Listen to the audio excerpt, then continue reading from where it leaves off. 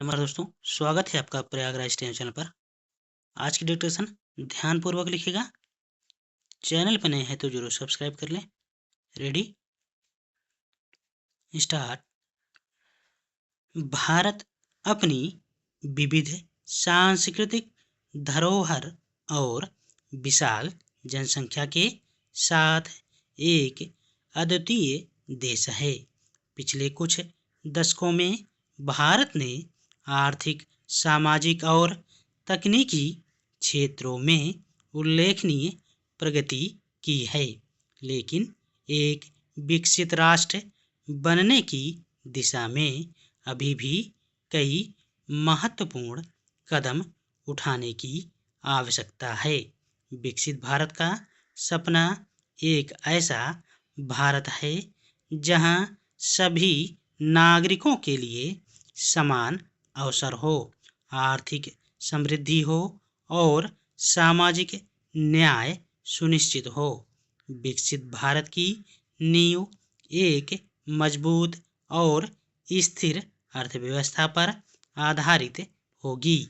इसके लिए कृषि, उद्योग और सेवा क्षेत्रों में संतुलित विकास आवश्यक है।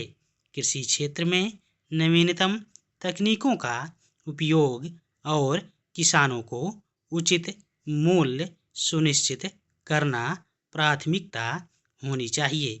औद्योगिक क्षेत्र में छोटे और मध्यम उद्योगों को बढ़ावा देने के साथ साथ नवाचार और अनुसंधान को प्रोत्साहित करना महत्वपूर्ण है। सेवा क्षेत्र में आईटी जैसे क्षेत्रों में और अधिक रोजगार सृजन किया जा सकता है। एक विकसित राष्ट्र के लिए शिक्षा और स्वास्थ्य का उच्च स्तर होना अनिवार्य है।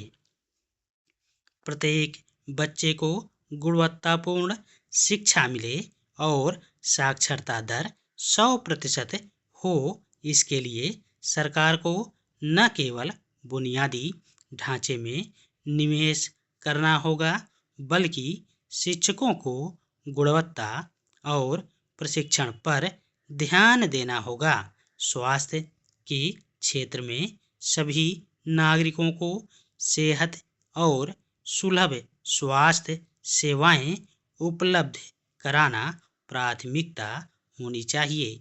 प्राथमिक स्वास्थ्य केंद्रों को सुदृढ़ करना और स्वास्थ्य सेवा के क्षेत्र में डिजिटल तकनीकी का उपयोग करना आवश्यक है।